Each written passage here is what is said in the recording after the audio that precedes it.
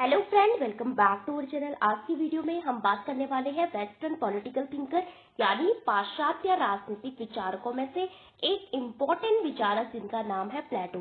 तो जानेंगे कि ऐसे कौन से 10 मोस्ट इम्पोर्टेंट टॉपिक है जहां से आपका हर बार प्रश्न पूछा जाता है प्लेटो से। तो सबसे पहले वन बाय वन स्टार्ट करते हैं। तो पहला इनका जीवन परिचय हो गया जो कि काफी इम्पोर्टेंट है आपका। तो पूछा जाता है प्लेटो का जन्म 427 बीसी और 347 बीसी में इनकी मृत्यु हुई है। और ये बहुत सारी बुक्स में आपका अलग अलग दिया हुआ है, लेकिन बहुत सारी बुक्स में 427 और 347 को वैलिड माना गया है। इसके अलावा बात करते हैं कहाँ से थे, तो यूनान से आपके थे, जिसको आप क्या कहते हैं, ग्रीक भी कहते हैं। और उस समय आपका 2 सिटी स्टेट हुआ करता था। तो यहाँ पे 2 सिटी स्टेट यानी 2 नगर राज्य थे, जिसका नाम था एक का एथेंस और एक का नाम क्या था आपका, स्पार्टा। तो एथेंस और स्पार्टा जो कि आपका काफी इंपॉर्टेंट सिटी स्टेट थे, इसके काल में एक वॉर होता है इन दोनों सिटी स्टेट के बीच, इन दोनों शहर राज्य के बीच। इस युद्ध का नाम था आपका क्या, पेलोपोनेशियन वॉर। तो इस वॉर में क्या होता है कि जो स्पार्टा होता है वो एथेंस को हरा देता है। क्यों? क्योंकि स्पार्टा की जो शिक्षा पद्धति थी वो आपकी काफी मजबूत थी। वहां पे शिक्षा आपकी राज्य देता था। और क्या होता है, वहां पे जो मिलिट्री एजुकेशन थी, जो सैन्य शिक्षा थी, वो आपकी काफी अनिवार्य थी और बहुत सारी चीजें वहां पे दी जाती थी। शासन जो था अच्छे व्यक्तियों के हाथों में था, अच्छे लोगों के हाथों में। इस कारण से एथेंस वो स्पार्टा जीत जाता है और एथेंस आपका हार जाता है। एथेंस जो था आपका क्या था, प्लेटो का जो राज्य भी था, प्लेटो वहीं से आपका बिलोंग करते हैं, एथेंस से। तो एथेंस जो है काफी इंपॉर्टेंट है। और यहाँ पे एथेंस जब हारता है तो प्लेटो को काफी बुरा लगता है कि एथेंस आपका क्यों हार गया, मेरा देश क्यों हार गया। तो इसी हार से वो काफी प्रभावित होते हैं। इस हार से उन्हें काफी सदमा लगता है, काफी बुरा महसूस होता है। तो ये धीरे धीरे आगे बढ़ते हैं, बोलते हैं कि क्यों आपका एथेंस हार गया। तो इसके जब कारणों का अध्ययन करते हैं तो इनको पता चलता है कि क्या था, कि जो एथेंस था वो आपका, उसका जो शासन था वो एक अच्छे व्यक्ति के हाथ में नहीं था। वहां पे राजतंत्र था, लेकिन वो राजतंत्र आपका कैसा था, निरंकुश था। वो एक कुलीन यानी कुछ एलिट क्लास के लोग आपका शासन चला रहे थे। तो जो कि प्लेटो की फैमिली से ही आपके बिलोंग करते थे। तो उनको काफी बुरा लगता है कि एथेंस क्यों हार गए। तो इस कारण इस मतलब टाइम पीरियड को आपका एथेंस के इतिहास में, यूनानी इतिहास में सबसे अशांत चरण भी आपका कहा गया है। और एथेंस जब हार जाता है तो प्लेटो बोलते हैं कि अब मुझे एक ऐसा एथेंस, एक ऐसा राज्य बनाना है जो कि कभी किसी से न हार सके। ओके, तो इस कारण से वो देते हैं किसका विचार, आदर्श राज्य के विचार। आदर्श राज्य का निर्माण कौन करेगा, एक दार्शनिक राजा, जो कि क्या होगा, आपका गुणवान होगा, आपका सदाचारी होगा, न्यायपूर्ण होगा, जिसमें सबसे ज्यादा आपका बुद्धि होगी, विवेक होगा, और जिसके गुणों के आधार पे वो कार्य आपका मतलब दिया गया हो। तो इस कारण बोलते हैं कि मुझे अब दार्शनिक राजा बनाना है जो कभी मेरे देश को मतलब हारने ना दे। तो इस कारण से उन्होंने किसका विचार किया, आइडल स्टेट का। तो इस आइडल स्टेट के लिए इम्पोर्टेंट क्या था आपका, शिक्षा इम्पोर्टेंट थी। तभी हमें पता चलेगा कि जो राजा है उसमें किस गुण की आपकी ज्यादा प्रधानता है, जो व्यक्ति है उसमें किस गुण की ज्यादा प्रधानता है। अगर हम उसके गुणों के अनुसार कार्य देंगे तो तभी वो एक अच्छा शासक बन पाएगा। इसके अलावा बात करते हैं कुछ और। तो प्लेटो का जन्म हमने देख लिया, एथेंस में हुआ था। सुकरात के आपके क्या थे, शिष्य थे, अरस्तु के गुरु थे और पाश्चात्य दर्शन के सबसे प्रभावशाली विचारकों में उनको माना जाता है। और इसके अलावा प्लेटो को एक महत्वपूर्ण राजनीतिक दार्शनिक के तौर पे भी जाना जाता है। दर्शनों के ज्ञाता के तौर पे इनको जानते हैं। इस कारण से इनको राजनीतिक दर्शन का यानी पॉलिटिकल फिलॉसफी का आपका फादर माना जाता है, फादर ऑफ पॉलिटिकल फिलॉसफी। और जो ग्रीक में, यूनान में जो राजनीतिक सिद्धांत की जो नींव पड़ी पॉलिटिकल थ्योरी की, वो आपकी प्लेटो के काल से ही आपकी पड़ी है। मेनली सुकरात ने इतना ज्यादा उन्होंने लिखा नहीं है, लेकिन प्लेटो ने बहुत सारी चीजें आपकी लिखी भी है।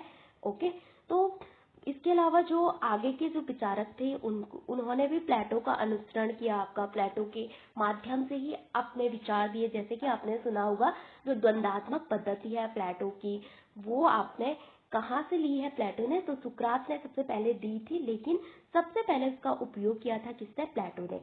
तो जहाँ पे सुकरात बोलते हैं कि वो द्वंद्वात्मक सबसे इम्पोर्टेंट मेथड है, प्लेटो भी बोलते हैं जहाँ पे हम डिबेट डिस्कशन के द्वारा बहुत सारी चीजें थी मतलब सीखते हैं। जैसे हीगल ने इसको बोला वाद प्रतिवाद और संवाद। ओके, तो द्वंदात्मक पद्धति हो गई, निगमनात्मक पद्धति हो गई, ये सारी आपकी किसकी है, सुकरात से थी, लेकिन बाद में प्लेटो ने इसको सबसे पहले यूज किया, तो ये काफी इंपॉर्टेंट है। इसके अलावा प्लेटो ने एक आपकी अकादमी बनाई थी, एक एजुकेशनल इंस्टीट्यूशन बनाया था जिसका नाम था क्या, अकादमी या अकेडमी। ये बनाया था उन्होंने कब, 387 ईसा पूर्व में बनाया था। और प्लेटो को आपका दार्शनिक आदर्शवाद का संस्थापक के रूप में जाना जाता है। इनके विचार जो थे काफी यूटोपियन थे, आपके कल्पनावादी इनको कहा जाता है। ये केवल एक प्रैक्टिकल थिंकर नहीं थे, तो आदर्शवाद पे बल देते थे कि ऐसा होना चाहिए, क्या है के बजाय बोलते हैं क्या होना चाहिए, मेरा देश ऐसा होना चाहिए, ऐसा राजा होना चाहिए, ऐसी शिक्षा पद्धति होनी चाहिए। ओके, तो एक्चुअल में रियल लाइफ में हम उसको अप्लाई नहीं कर सकते, क्योंकि दार्शनिक राजा का शासन आपका रियल लाइफ में, रियल सिचुएशन में आपका पॉसिबल नहीं है। ओके, तो अब जानते हैं कुछ अन्य चीजें, जैसे कि प्लेटो पे देख लेते हैं कि प्रभाव किसका पड़ा।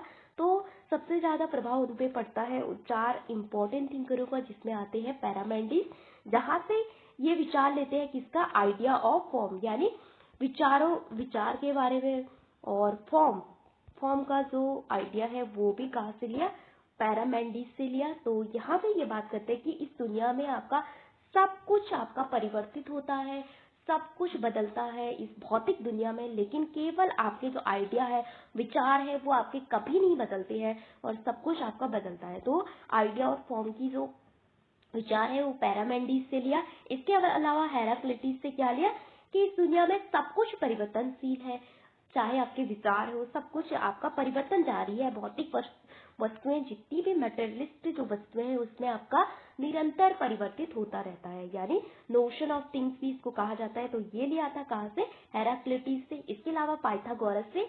तो ज्यामिति का विचार आपने सुना होगा प्लेटो ने, तो यहाँ पे इनकी जो अकेडमी थी, उसका जो गेट था, उस पे आपका लिखा हुआ होता था कि जिसको ज्यामिति का नॉलेज नहीं है, जिसको गणित नहीं आती है, जिसको मैथ नहीं आती है, वो इसके अंदर आपका प्रवेश ना करे, क्योंकि प्लेटो का मानना था कि जो ज्यामिति है वो सबसे तर्कशील आपका सब्जेक्ट है, उसमें बहुत प्रकार के आपके लॉजिक होते हैं, बहुत सेफ वगैरह होते हैं, जिससे कि ये हम किसी भी चीज को आपका आसानी से समझ सकते हैं। इसके अलावा पाइथागोरस का नाम आपने बहुत सुना होगा, पाइथागोरस प्रमेय से रिलेटेड।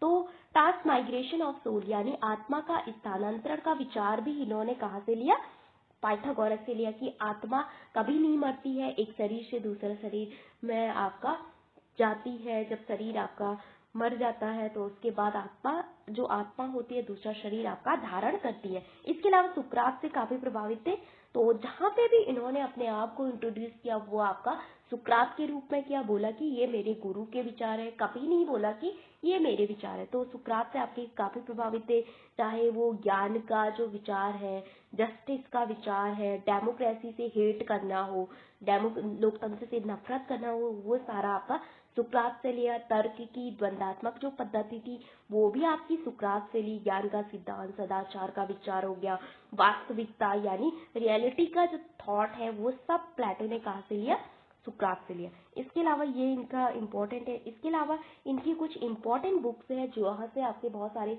प्रश्न पूछे जाते हैं। तो सबसे पहले आती है आपकी एपोलॉजी। सबसे पहले इम्पोर्टेंट रिपब्लिक की बात करते हैं, तो रिपब्लिक जो है आपके 10 भाग में डिवाइड है। और यहाँ पे जो 6 थिंकर है आपके कौन कौन से, एक का नाम है आपका सेफालस, दूसरे का नाम है, इन थिंकरों का नाम भी आपका बहुत बार आपका पूछा जाता है, दूसरे का नाम है पॉलीमार्कस। फिर आपके आते हैं आपका कौन, थैसीमैकस, जिन्होंने आपका बोला कि सद्गुण ही न्याय है, मतलब सद्गुण नहीं, इनके मतलब शक्तिशाली का हित ही न्याय है। फिर आता है आपका एडिमेंटस। इसके अलावा आते हैं ग्लूकागॉन। इसके अलावा स्वयं सुकरात यानी स्वयं प्लेटो। तो ये आपके 6 थिंकर यहाँ पे कौन कौन से हैं, ये आपके काफी इंपॉर्टेंट है। सेफालस हो गया, पॉलीमार्कस हो गया, एडिमेंटस हो गया, और थ्रैसीमैकस का विचार आपका काफी बार प्रश्न पूछा जाता है कि किसने बोला कि शक्तिशाली का जो हित है वही न्याय है। इसके अलावा ग्लूकागॉन हो गए, सुकरात, जहाँ पे जो प्लेटो। तो इन 6 थिंकरों के बीच कभी आपका वाद विवाद चल रहा है, डिबेट डिस्कशन चल रहा है, कभी न्याय पे कि न्याय ऐसा होना चाहिए, मेरे अनुसार ऐसा होना चाहिए, प्लेटो बोलते हैं ऐसा होना चाहिए। इसके अलावा कभी शिक्षा पे कि शिक्षा कैसी होनी चाहिए, कैसे हम जाने कि मेरी आत्मा में कौन से गुण है, कैसे मैं एक आदर्श राजा बनाऊंगा। कभी साम्यवाद पे कि साम्यवाद किसके लिए होना चाहिए, क्या सभी क्लास के लिए आपका साम्यवाद होना चाहिए, क्या केवल मतलब राजा के लिए नहीं होना चाहिए, आपका जो सैनिक वर्ग है उसके लिए परिवार संपत्ति कुछ नहीं होना चाहिए। कभी चल रहा है कि विचारों के बारे में डिबेट डिस्कशन चल रहा है, कभी दार्शनिक राजा के ऊपर। तो रिपब्लिक जो है बहुत बड़ी पुस्तक है, यहाँ पे बहुत सारी चीजें दी गई है, जैसे कि न्याय की अवधारणा, शिक्षा का विचार हो गया, साम्यवाद, दार्शनिक राजा, विचारों का सिद्धांत, ये सारे आपके रिपब्लिक में है। तो पूछा जाता है कि निम्न में से कौन सा आपका रिपब्लिक में दिया गया है, निम्न में से कौन से ये 6 विचारक है जो जो जिनके मध्य रिपब्लिक में डिबेट डिस्कशन चल रहा है, रिपब्लिक के कितने पार्ट है, तो ये सारा आपका पूछा जाता है। इसके अलावा इनके आदर्श राज्य का नाम क्या था, कैलियोपोलिस इनके आदर्श राज्य का नाम था। कैलियोपोलिस किसका नाम था, प्लेटो का जो आदर्श राज्य का विचार था, कैलियोपोलिस इसको कहा जाता है आपका। फिर आता है आपका कुछ और बुक, जैसे कि एपोलॉजी हो गया। तो एपोलॉजी हमने बोला था कि सुकरात अपने बचाव में जो कुछ भी कह रही है वो आपका एपोलॉजी, बाद में उसको एक बुक बना दिया था किसने, प्लेटो ने। तो यहाँ पे कोर्ट के सामने जो सुकरात पे आरोप लगा रहे कि आपने राजद्रोह किया है, सुकरात बोल रहे कि मैंने ऐसा कुछ नहीं किया है, वो बोल रहे कि तुमने इस देश की जनता को भड़काया है शासन प्रशासन के विरुद्ध। तो यहाँ पे ये बातें चल रही है। फिर प्लेटो यहाँ पे बोलते हैं सुकरात की चाहे वो राज्य कैसा भी हो, सरकार कैसी भी हो, लेकिन उसका जो आपकी आज्ञा है वो इम्पोर्टेंट है। हर नागरिक को राज्य की आज्ञा का आपका क्या करना है, पालन करना है। तो यहाँ पे अवज्ञा के बारे में बात करते हैं सुकरात। इसके अलावा कुछ और इम्पोर्टेंट बुक जैसे कि फाइडो जिसमें आत्मा का अमरता, मीनो हो गई, गॉर्जियस हो गई, रिपब्लिक, स्टेटमेंट और फिर लॉ हो गई। ये 7 तो आपकी इम्पोर्टेंट है ही, लेकिन कुछ और जैसे सिंपोजियम इम्पोर्टेंट है आपकी। इसके अलावा यूरिफा इम्पोर्टेंट है, प्रोटागोरस इम्पोर्टेंट है आपकी, आपका फ्रेडस भी इनकी एक बुक है, काफी इम्पोर्टेंट है, फ्रेडस हो गई आपकी। फिर आपकी थिएटीटस हो गई, थिएटीटस भी बहुत बार आपकी पूछी गई है। सोफिस्ट हो गई, पैरामेंडिस पे एक बुक लिखी है वो भी इम्पोर्टेंट है। इसके अलावा फिलेबस भी इनकी बुक है। एक टाइमियस, तो टाइमियस और ये दोनों आपकी बहुत बार आपकी पूछी गई है। और क्रिटियस भी आपकी काफी इम्पोर्टेंट है। तो ये है प्लेटो की कुछ और बुक्स जहाँ से आपके प्रश्न बनते हैं। इसके अलावा जानते हैं कुछ और, तो उनके समय में एक पेलोपोनेशियन वॉर हुआ था जो कि स्पार्टा और इसके मध्य होता है, एथेंस के मध्य होता है, जिसको आपका पराजय के कारणों के कारण प्लेटो ने क्या किया, बहुत सारा अध्ययन किया। उनका जो अध्ययन है सारा इन बुकों में आपका दिखता है। आपका आदर्श राज्य कैसा हो, दार्शनिक राजा कैसे बनाना है आपका, वो सब कुछ आपका इसमें दिखता है कि निरंकुश लोगों से कैसे निपटना है। तो इस कारण से इस युग को क्या कहा जाता है, आपका यूनानी इतिहास का सबसे आसान चरण। तो सारी बुकों में वही है आपका कि हमें कैसे अपने राज्य को बहुत अच्छा आपका बनाना है। इसके अलावा कुछ और आदर्श राज्य की कल्पना बोलते हैं कि व्यक्ति में आपके 3 गुण हैं, आपके राज्य में भी 3 गुण होने चाहिए। तो प्लेटो ने इसके बारे में बताया कि जो राज्य है वो आपका व्यक्ति का ही एक बड़ा रूप है। तो व्यक्ति के अंदर 3 गुण कौन कौन से हैं, एक तो विवेक, व्यक्ति में सबसे ज्यादा आपकी जो बुद्धिमान है। इसके अलावा दूसरा गुण है साहस का, तीसरा गुण है आपका स्पिरिट यानी संयम का, एप्टीट्यूड ये कहते हैं। तो ये 3 गुण है। और राज्य के 3 गुण क्या है, आपका शासन करना, देश की रक्षा करना और प्रोडक्शन करना। तो यहाँ पे व्यक्ति जिसमें सबसे ज्यादा विवेक बुद्धि होगी वो दार्शनिक राजा बनेगा, जिसमें सबसे ज्यादा साहस होगा वो देश की सेवा करेगा, और जिसमें सबसे ज्यादा संयम होगा वो प्रोडक्शन क्लास में जाएगा, समाज के लिए आपका उत्पादन करेगा। तो जो दार्शनिक राजा वो क्या करेगा, शासन करेगा, सैन्य वर्ग जिसमें साहस शक्ति होगी, राज्य की रक्षा, उत्पादन वर्ग क्या करेगा, आवश्यकताओं की पूर्ति करेगा। तो यहाँ पे इनका न्याय यही है कि आपका कि जिस व्यक्ति में जिस गुण की सबसे ज्यादा प्रधानता है उसको उसी के अनुरूप आपका क्या किया जाए, कार्य दिया जाए। और हमें कैसे पता चलेगा कि मेरे आत्मा में कौन से गुण सबसे ज्यादा मात्रा में, तो इसके लिए आपकी शिक्षा पद्धति भी आपकी प्लेटो द्वारा दी गई है। तो इनकी शिक्षा पद्धति आत्मा के गुणों को जानने का, हमारी आत्मा में कौन से आध्यात्मिक गुण है उनको जानने का एक माध्यम था। ओके, जिसमें बात करते हैं वन वर्ग, यानी एक वर्ग की बात इन्होंने की, एक क्लास, एक ड्यूटी उनके अनुसार क्या है, न्याय है। इसके अलावा दूसरे के कार्य में हस्तक्षेप ना करना ही न्याय है। तो न्याय की परिभाषा, न्याय भी आपका आगे एक चैप्टर है जहाँ पे प्लेटो का न्याय भी हम पढ़ेंगे। तो इसके अलावा ये इम्पोर्टेंट है। इसके अलावा आपका विचारों का सिद्धांत आपका काफी इम्पोर्टेंट है आपका। तो प्लेटो बोलते हैं कि इस दुनिया में आपका सब कुछ परिवर्तनशील है। इस भौतिकवादी दुनिया में केवल आपके जो विचार है, आपके जो आइडिया है, वही आपकी रियल है। आपके विचार कभी नहीं मर सकते हैं। आपका शरीर भले ही खत्म हो जाए, लेकिन आपके विचार हमेशा आपके जिंदा रहेंगे। आपके विचार रियल है, स्थायी है, परमानेंट है, आपके परफेक्ट है। ओके, तो वास्तविक है, स्थायी है और परिपूर्ण है। बोलते हैं दो प्रकार की दुनिया की बात करते हैं। एक तो भौतिक दुनिया, जो कि आपकी परिवर्तनशील दुनिया है, जिसमें आपका निरंतर परिवर्तन होता रहता है। भौतिक वस्तु में कभी ये वस्तु इंपॉर्टेंट है, कभी वो वस्तु, निरंतर आज एक फैशन है, कभी दूसरा आता है, कभी तीसरा। तो इस तरह से भौतिक वस्तुओं में निरंतर परिवर्तित आपका होता रहता है। तो ये दुनिया जो भौतिक है वो परिवर्तनशील दुनिया है, मटेरियलिस्टिक क्या है आपकी। फिर आता है ईश्वर की दुनिया, जो आपकी स्थिरता की दुनिया है, जहाँ पे कोई परिवर्तन नहीं होता है आपका, और उत्कृष्टता की दुनिया है। तो हमें ईश्वर की दुनिया को समझने के लिए आपका व्यक्ति को आत्मज्ञान की आपकी आवश्यकता होती है। तो विचारों का सिद्धांत इनका यही था कि विचार आपके स्थायी है आपके, और reality is the shadow of idea, जो वास्तविकता है वो आपकी क्या है, विचारों की ही परछाई है। ये कौन बोलते हैं, प्लेटो बोलते हैं। और इनके विचारों के बारे में इनका क्या क्या इम्पोर्टेंट था जो इस दुनिया को, जो बोलता है कि ये भौतिक दुनिया आपकी रियल है, ये वास्तविक है, वो क्या है, वो नहीं जानता है। वो क्या है, आपकी अज्ञानी है। जो बोलता है कि ये वस्तुएं सब कुछ है, वो इस दुनिया के बारे में आपका कुछ नहीं जानता है, क्योंकि उसमें एक पर्दा आपका मतलब उसमें एक भ्रम है, उसके मन में भ्रम पाल रखा है उसने कि ये दुनिया आपकी वास्तविक है, यहाँ कोई परिवर्तन नहीं होता है। तो कैसा भ्रम है, इसके बारे में जानते हैं। तो इसके लिए प्लेटो ने दिया अपना गुफा का सिद्धांत, यानी थ्योरी ऑफ केव। तो यहाँ पे ये अपने विचारों के जो सिद्धांत है उसकी विस्तृत व्याख्या की है, किसने, प्लेटो ने। और उसका उदाहरण कैसे देते हैं, तो प्लेटो के अनुसार यहाँ पे एक गुफा है, और गुफा में जो प्रवेश द्वार है आपका किधर को है, या तो इधर को हो सकता है आगे को, या तो आपका इधर को हो सकता है। और क्या किया है यहाँ पे कि कुछ व्यक्तियों को यहाँ पे जंजीर से बांधा गया है, और इधर क्या है, गुफा की जो दीवार है वो है, इससे आगे आपका कुछ भी नहीं है, लेकिन यहाँ सब कुछ है। और ये आपका जंजीर से इनको टाइट से बांध दिया गया है। ये ना इधर मुड़ सकते हैं आपके, ना इधर मुड़ सकते हैं, ना इधर। और इनको गुफा के अंदर जो भी चीजें दिखती है, जैसे कि यहाँ पे कुछ आपके लटकाए हुए हैं ऐसे, तो ये इसी को रियल मान लेते हैं। ये इसी चीजों को बोलते हैं कि यही आपकी रियल है, यही मेरी दुनिया है, यही आपकी वास्तविकता है। आगे की दुनिया इनको कुछ नहीं दिखाई दे रही। तो मनुष्य भी इस संसार में आपका ऐसे ही है, वो भी ऐसे ही जंजीरों से आपका मतलब बंधा हुआ है इस संसार में। और यहाँ पे वो ऐसा मानता है कि ये जो दुनिया है वही आपकी वास्तविक है, जो कि आपकी मटेरियलिस्टिक दुनिया है। तो ये गुफा की थ्योरी आपकी काफी इंपॉर्टेंट है, जहाँ से आपका हर बार प्रश्न पूछा जाता है। तो थ्योरी ऑफ केव किसने दी, प्लेटो ने दी।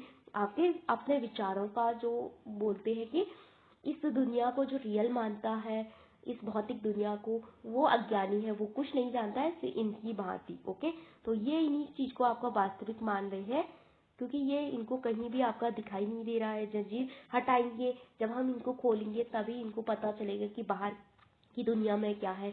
यहाँ सूर्य भी आता है, यहाँ आग भी जलती है। ओके, तो ये आपका वास्तविक ज्ञान है। जब तक ये बधे रहेंगे, जब तक हिलेंगे डुलेंगे नहीं, तब तक इनको यही आपका पता चलेगा। ओके, फिर आता है आपका कुछ और, ये आपका हो गया। तो जो न्याय का सिद्धांत था वो इन तीनों के गुणों के बीच क्या करता है, आपका सामंजस्य बनाता है, दार्शनिक, सैन्य, उत्पादक वर्ग के बीच। ये हमने पढ़ लिया। अब देखते हैं आत्मा का सिद्धांत। ये वही है आपका आत्मा वाला, कि व्यक्ति के सद्गुणों को जानना, ज्ञान, साहस, भोग, इसमें 3 सद्गुणों के रूप में इन्होंने विभाजित किया है। बोला है कि व्यक्ति की आत्मा में 3 गुण होते हैं, राज्य में भी 3 गुण है, और हमें कैसे पता चलेगा कि किस व्यक्ति में कौन सा गुण है, उसके लिए आपको शिक्षा की काफी इंपॉर्टेंस होगी। और यहाँ पे इन तीनों गुणों में जिस गुण की सबसे ज्यादा प्रधानता है, उसको वही कार्य आपका दिया जाना चाहिए। तो एक है आपका शासक वर्ग, जिसके पास बुद्धि है, विवेक है, इंटेलिजेंट है जो, तो इसका कार्य है क्या, शासन करना। ये दार्शनिक राजा बनेगा। इसकी तुलना की है किससे, गोल्ड से, यानी सोने से। फिर आता है सैनिक वर्ग, जिसमें स्प्रिट होगा आपका, जो आपका साहसी होगा, वो क्या करेगा, देश की रक्षा करेगा। तीसरा उत्पादक वर्ग, जो कि जिसमें एप्टीटाइट होगा आपका, एप्टीटाइट होगा, वो क्या करेगा, आपका समाज के लिए प्रोडक्शन करेगा, उत्पादन करेगा, व्यापार करेगा, जो भी काम है वो करेगा, जितने भी छोटे मोटे आपके काम होते हैं। इसकी तुलना की है किससे? कॉपर से। और इस सैनिक वर्ग की तुलना की है किससे? चांदी से यानी सिल्वर से। तो ये गोल्ड धातुओं का मिथक भी इसको आपका कहा जाता है। तो ये काफी इंपॉर्टेंट है। तो ये आपका वन ड्यूटी पे आपका बेस्ड है कि one virtue one class one duty, यानी एक वर्ग आपका एक वर्च्यू और एक ड्यूटी पे बेस्ड है इनका न्याय का सिद्धांत। एंड बोलते हैं कि जो राज्य है वो व्यक्ति का आपका बड़ा रूप है। न्याय का सिद्धांत प्लेटो का आगे भी काफी इंपॉर्टेंट है। यहाँ पे बोलते हैं कि जिस व्यक्ति में जिस गुण की प्रधानता है आपको उसी कार्य को उसको सौंपा जाना चाहिए, यानी इसको बोलते हैं कार्यात्मक विशेषता। कार्य के आधार पे आपको काम दिया जाता है, वही आपके लिए न्याय है। ओके, तो प्लेटो जिस बोलते हैं कि जिस व्यक्ति में जिस गुण की आपकी प्रधानता है उसको, जैसे कि जिसके पास विवेक है उसको शासन करना, उसको दार्शनिक राजा बना दिया, उसको राज्य का शासन दे दिया। जिसके पास स्पिरिट है आपकी करेज है उसको सैनिक बना दिया। इसके अलावा जो थर्ड है प्रोड्यूसर क्लास, जिसके पास एपिटाइट है उसको क्या बना दिया? आपका उत्पादक वर्ग। तो ये प्लेटो के अनुसार आपका न्याय हो गया। इसके अलावा दूसरे के कार्य में हस्तक्षेप ना करना, दूसरा क्या कर रहा है आपको इससे कोई मतलब नहीं है। उत्पादन के शासन के कार्य में दखल ना देना, शासक वर्ग को कभी भी आपका उत्पादक वर्ग के कार्य में दखल नहीं देना है क्योंकि वो अन्याय होगा। ओके, फिर आता है सामाजिक व्यवस्था बनाए रखने के लिए काफी इंपॉर्टेंट है, हमें किसी दूसरे के कार्य में आपका हस्तक्षेप नहीं है। फिर आता है हारमनी। तो न्याय का सिद्धांत इन तीनों के बीच एक संतुलन बनाता है और राज्य को न्यायपूर्ण बनाने की बात करता है, जहाँ पे तीन वर्ग जो है बुद्धिमत्ता जिसके अंदर होगी, भावना, भूख, इन सभी में संतुलन। तो न्यायिक बंधन है जो समाज को आपका एक साथ रखता है। तो न्याय की जो थ्योरी है वो भी आपकी प्लेटो की है, आपकी आगे भी आपका काफी इंपॉर्टेंट है। फिर आता है शिक्षा। तो शिक्षा को जो है आपकी जो रिपब्लिक में ही इन्होंने शिक्षा के बारे में आपका बताया है। तो यहाँ पे प्लेटो जो रूसो है वो बोलते हैं कि जो रिपब्लिक है वो शिक्षा पे लिखा गया अब तक का सर्वश्रेष्ठ ग्रंथ है। शिक्षा क्यों इम्पोर्टेंट है? आपकी आत्मा के आध्यात्मिक गुणों को जानने का एक माध्यम है। कौन? आपकी एजुकेशन। आदर्श राज्य स्थापित करने का एक साधन है। कौन? शिक्षा। और ये शिक्षा प्लेटो की कैसी है? इसमें दोनों की पद्धति आपकी एथेनियन की, एथेंस में आपकी जो शिक्षा चलती थी, इसके अलावा स्पार्टा में जो शिक्षा चलती थी, उन दोनों का सम्मिश्रण है, उन दोनों का मिश्रण है आपका। और प्लेटो की शिक्षा को बहुत समग्र रूप में ये शिक्षा को देते हैं। बोलते हैं कि राज्य और समाज के लिए सामंजस्यपूर्ण कामकाज के लिए आपकी क्या शिक्षा आवश्यक है। तो सबसे पहला पीरियड आता है इनका शिक्षा का। कुछ विशेषता है शिक्षा की, जैसे कि शिक्षा जो है राज्य नियंत्रित होनी चाहिए, स्टेट कंट्रोल होना चाहिए, प्राइवेट नहीं होनी चाहिए, राज्य का पूरी तरह नियंत्रित होना चाहिए। महिलाओं और पुरुषों दोनों के लिए समान शिक्षा की बात करते हैं। महिलाएं भी आपकी दार्शनिक राजा बन सकती है, ऐसा प्लेटो का विस्तार था। उन्होंने कोई भेदभाव नहीं किया पुरुष और महिला में। साहित्य पर राज्य का सख्त नियंत्रण होना चाहिए। ओके, तो साहित्य पे किसका नियंत्रण होना है? सख्त राज्य का। इसके अलावा व्यवहारिक शिक्षा जिसका आपका क्या हो? मानसिक और नैतिक विकास करना उसका उद्देश्य हो, आत्मा से संबंधित हो, आत्मा के गुणों को आपका पहचाने, दार्शनिक राजा बनाए आपका, ये इनकी शिक्षा की विशेषता है। और इसमें आपका इम्पोर्टेंट आता है इनकी जो शिक्षा है वो है आपकी सबसे पहले अप टू 0 से 7। तो यहाँ पे आपको मोरल स्टोरीज सुनाई, मतलब मोरल स्टोरीज के बारे में पढ़ाया जाएगा। फिर आपका जो अन्य है आपकी वहाँ पे आपको शारीरिक प्रशिक्षण वगैरह दिया जाएगा। तो इनकी शिक्षा पद्धति इम्पोर्टेंट है। यहाँ पे ये फिगर आपका उतना ठीक नहीं बना है, अभी हम अगले वाले फिगर में इनकी शिक्षा पद्धति के बारे में जानेंगे। ओके, फिर है साम्यवाद के जो विचार है इनके क्या है। तो प्लेटो ने बोला कि अगर हमें एक अच्छा सारा मतलब राज्य बनाना है, एक आदर्श राजा बनाना है, उसके लिए साम्यवाद आपका काफी इंपॉर्टेंट है, जो कि मेनली संपत्ति का साम्यवाद और परिवार का साम्यवाद। जो आपका राज्य के लिए जो राजा है आपका और सैनिक वर्ग है उसको परिवार संपत्ति आपका कुछ भी नहीं बनाना है। ओके, तो यहाँ पे राजा के लिए उसका इसको वो अभिभावक वर्ग भी कहते हैं। तो यहाँ पे बोलते हैं कि उसको संपत्ति से आपका क्या करना है? वंचित करना है। उसके लिए पूरा राष्ट्र उसकी संपत्ति है, पूरा देश का परिवार है, इस तरह से। तो उत्पादक वर्ग के लिए ये सुझाव मतलब बोलते हैं कि इसके लिए अलाउ है, आपका निजी संपत्ति और परिवार बना सकता है। कौन? उत्पादक वर्ग। लेकिन जो शासक और सैनिक वर्ग है वो ना परिवार बना सकते हैं, ना पत्नी होगी उनकी कोई, ना संपत्ति वगैरह कुछ भी नहीं होगा। ओके, तो भ्रष्टाचार और भाई भतीजावाद को समाप्त करने के लिए उन्होंने ये साम्यवाद का विचार दिया। तो पत्नियों का साम्यवाद आपका काफी इंपॉर्टेंट है कि पूरा राज्य ही आपका परिवार है। तो कोई भी आपका अपना परिवार नहीं होगा, ये किसके लिए है आपका मेनली जो आपका शासक वर्ग है और सैनिक वर्ग है। तो प्लेटो के अनुसार सर्वश्रेष्ठ राज्य वह है जहाँ मेरा और तेरा का भेद मिट जाता है और सभी सभी लोग एक परिवार की तरह आपका रहते हैं। महिलाओं की मुक्ति के लिए काफी इम्पोर्टेंट है, उन्हें केवल एक जगह बांध देना आपका, ये इसकी आलोचना भी करते हैं और इस तरह से उनका जो विचार है। फिर दार्शनिक राजा कब बनेगा? 50 वर्ष की शिक्षा पूर्ण करने के बाद 35 वर्ष तक आपकी शिक्षा चलेगी, उसके बाद 15 वर्ष की आपकी व्यवहारिक एजुकेशन, प्रैक्टिकल एजुकेशन, इसके अलावा विवेक और ज्ञान का प्रतीक होगा। और दार्शनिक राजा को बोलते हैं कि असीमित अधिकार दिए जाएंगे उसको, किसको? दार्शनिक राजा को। और निजी संपत्ति और इसका कोई परिवार नहीं होगा और वो आपका संविधान या विधि को आपका नहीं बदल सकता है। कौन? दार्शनिक राजा। तो दार्शनिक राजा से ऊपर होगा आपका कॉन्स्टिट्यूशन। बाद में लॉ में ये बोलते हैं, जब लॉ अरस्तु से प्रभावित होकर ये पुस्तक लिखते हैं, उससे काफी प्रभावित होते हैं। फिर आपका जो लॉ आपकी स्टेटमेंट वाली पुस्तक है, वहाँ पे टाइप्स ऑफ गवर्नमेंट के बारे में बात करते हैं प्लेटो। तो यहाँ पे अभिजात वर्ग आपका दार्शनिक राजा का शासन काफी इंपॉर्टेंट है, जो आपका रियल लाइफ में आपका पॉसिबल नहीं है। कहीं सेशनल में एक व्यक्ति को प्लेटो राजा बनाने गए थे दार्शनिक राजा, उन्होंने प्लेटो को क्या किया?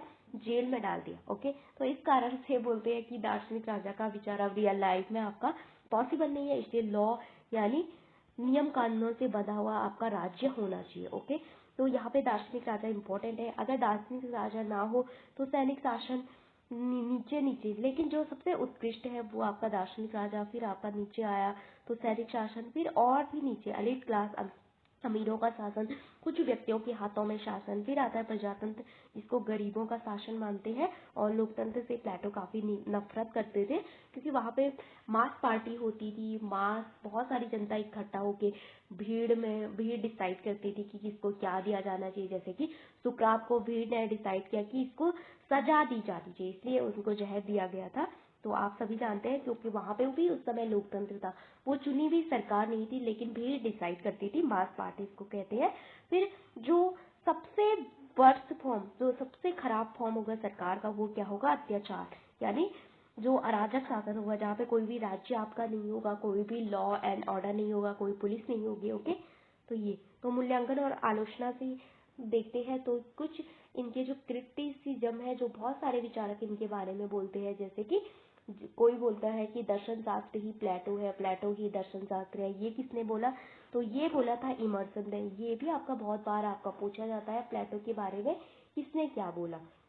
इसके अलावा बोलते हैं कि एक का और विचार है जो कि काफी आपका इम्पोर्टेंट है, वो है आपका कि मुक्त समाज का दुश्मन। तो किसने बोला? प्लेटो जो है आपका मुक्त समाज का, तो मतलब मुक्त समाज का क्या है? दुश्मन है, वो बोला किसने? कार्ल पॉपर ने। इसके अलावा इमर्सन का विचार काफी इम्पोर्टेंट है। इसके अलावा एक और आते हैं, इमर्सन ही बोलते हैं कि प्लेटो ही दर्शन शास्त्र है और दर्शन शास्त्र ही प्लेटो है। इसके अलावा कार्ल पॉपर का और एक स्टेटमेंट है, जहाँ पे वो बोलते हैं कि या तो कोई प्लेटोनिक हो सकता है, या कोई प्लेटोवादी हो सकता है, या प्लेटो विरोधी होता है, लेकिन कोई भी आपका गैर प्लेटोनिक नहीं हो सकता है, यानी प्लेटो के बिना आपका कुछ भी नहीं है। ये भी उनकी एक आलोचना थी। तो उनके बारे में किसने क्या बोला, उनका जो क्रिटिसिज्म है वो भी आपसे बहुत बार आपका पूछा जाता है। जैसे कि सबाइन ने उनके बारे में क्या बोला, कार्ल पॉपर ने क्या बोला, आपका बर्की ने क्या बोला, मैक्सी ने क्या बोला, बार्कर ने क्या बोला। तो इनकी जो क्रिटिसिज्म है ये आपके लिए काफी इंपॉर्टेंट है। तो ये थी प्लेटो के बारे में कुछ इंपॉर्टेंट चीजें, जो कि कुछ इंपॉर्टेंट टॉपिक है, जो कि हमें यहाँ से छोड़ने नहीं है, वो हमें पढ़ने ही है। तो इन सब में भी अगर देखें तो कौन से चार इम्पोर्टेंट है, तो सबसे पहले ये उन पे किस किस का प्रभाव पड़ा, ये इम्पोर्टेंट है। आपका चार व्यक्तियों का सबसे ज्यादा प्रभाव पड़ा, हेराक्लिटस हो गए, पैरामेंडिस हो गए, पाइथागोरस हो गया, सुकरात हो गया। ओके, तो ये काफी इंपॉर्टेंट है, आप इसको छोड़ के नहीं जा सकते। यहाँ से आपका मैच द फॉलोइंग क्वेश्चन पूछा जाता है। इसके अलावा इनकी जितनी भी इम्पोर्टेंट पुस्तकें हैं वो आपका इम्पोर्टेंट है, उसमें क्या दिया हुआ है आपका। ओके, तो यहाँ पे इनकी थीम क्या है ये इम्पोर्टेंट है, Apology, Crito, Phaedo, Meno, Gorgias, Republic, statement, law and Symposium. ये 4-5 आपको याद होनी ही चाहिए, और याद हो ना हो तो ये काफी इंपॉर्टेंट है। रिपब्लिक में क्या दिया है, इसके पार्ट कितने हैं, 6 थिंकर कौन है, ये भी इम्पोर्टेंट है आपका। तो ये आपका काफी इंपॉर्टेंट है, आप इसको छोड़ के नहीं जा सकते हैं। तो प्लेटो का न्याय का सिद्धांत काफी इंपॉर्टेंट है। ये बोलते हैं कि व्हाट इज जस्टिस, इनके अनुसार न्याय क्या है। तो आप इसको भी छोड़ के नहीं जा सकते, जहाँ पे ये बोलते हैं जिस व्यक्ति में जिस गुण की प्रधानता है वही आपका न्याय है, किसी दूसरे के कार्य में हस्तक्षेप नहीं करना। यहाँ पे हमारी आत्मा के कौन से 3 गुण है इसके बारे में बताते हैं। इसके अलावा जस्टिस क्या है इनके अनुसार, तो आप इसको भी छोड़ के नहीं जा सकते। ये आपका काम आएगा कहाँ पे, जो न्याय वाला पार्ट है आपका। तो वो न्याय की इसका इनका जो न्याय है उसकी मतलब आवश्यकता क्यों थी। एक अच्छा समाज बनाने के लिए, एक हैप्पीनेस बैलेंस करने के लिए, हैप्पीनेस पूर्ण परिवार बनाने के लिए और सब तीनों गुणों को बैलेंस करने के लिए। तो और ये न्याय आपका काफी इंपॉर्टेंट है, आप इसको छोड़ के नहीं जा सकते। ये आपके 2 तरह आपका इम्पोर्टेंट है। आगे भी आपके न्याय के बारे में बहुत सारे जो थिंकर हैं उन्होंने अपने अपने विचार दिए, वहाँ पे ये काफ़ी इम्पोर्टेंट है। फिर आते हैं इनकी एजुकेशन, तो इनकी जो शिक्षा है वो काफ़ी इम्पोर्टेंट है। तो 7 साल तक आपको 0 से 7 नैतिक कहानियाँ पढ़ाई जाएगी। 7 से 17 साल तक आपको संगीत जिम्नास्टिक की प्रारंभिक शिक्षा दी जाएगी। फिर 18 से 20 वर्ष वहाँ पे आपको सैन्य और शारीरिक और सैन्य प्रशिक्षण। तो पहला एग्जाम कब होगा आपका 20 साल में। तो 20 वर्ष में जो शिक्षा होगी वहाँ पे पहली परीक्षा होगी। लेकिन यहाँ पे जो असफल होगा वो कहाँ जाएगा, सीधा उत्पादन वर्ग में जाएगा। वो ना सैनिक बनेगा ना राजा बनेगा, वो आप उत्पादन करने लगा। अब क्या होता है, जो 21 से 30 वर्ष तक जो सफल हो गया वो आगे जाएगा आपका 21 से 30 वर्ष। इनको शिक्षा दी जाएगी किसकी, गणित की, एस्ट्रोनॉमी की यानी खगोल विज्ञान की, ज्यामिति की, इसके अलावा अन्य शिक्षा। तो यहाँ पे 30 साल में आपका दूसरा एग्जाम होगा। और यहाँ पे जो असफल होंगे वो क्या करेंगे, आपके सैन्य वर्ग में जाएंगे। और यहाँ पे जो असफल हुए वो प्रोडक्शन क्लास में जाएंगे, ऊपर वाले में जहाँ पे पहला एग्जाम हुआ था आपका। फिर 30 वर्ष में आप सैन्य वर्ग में जाएंगे यहाँ पे।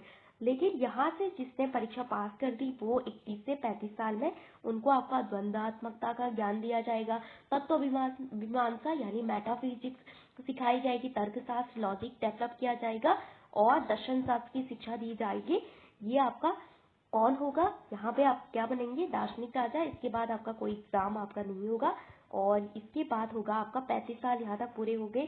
फिर 36 से आपका शुरू होगा आपका क्या, व्यवहारिक प्रशिक्षण। यहाँ से आपको प्रैक्टिकल एजुकेशन दी जाएगी कि राजा कैसे बनना है। तो यहाँ पे राजा के बारे में, शासन कैसे चलाना है इसके बारे में। तो इनका जो एजुकेशन है वो आपका काफी इंपॉर्टेंट है। यहाँ से बहुत सारे आपके प्रश्न पूछे जाते हैं। और किसने बोला कि रिपब्लिक अब तक शिक्षा पे लिखा गया सर्वश्रेष्ठ ग्रंथ है, आपका रूसो ने। और रिपब्लिक में ही ये शिक्षा पद्धति के बारे में बात करते हैं। फिर आता है आपका शिक्षा की विशेषता क्या है। तो हमने बताया था कि स्टेट कंट्रोल होनी चाहिए, बोथ मैन एंड वोमेन के लिए आपकी मतलब अवेलेबल है। स्टेट कंट्रोल होना चाहिए, मतलब राज्य का किस पे, शिक्षा पे।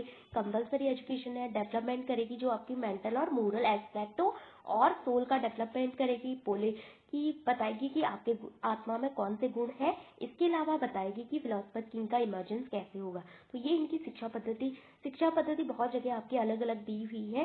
कहीं पे बोलता है कि 0 से 8 वर्ष, कहीं पे बोलता है कि 0 से 7 वर्ष। तो आप अपने अकॉर्डिंग इसको पढ़ सकते हैं। ओके, तो ये भी अलग अलग बुक्स पे आपकी अलग है। तो thank you for watching this video. आज हमने देखा प्लेटो से आपकी कौन कौन से 10 मोस्ट इम्पॉर्टेंट टॉपिक है जहाँ से बहुत सारे प्रश्न आपके बनते हैं।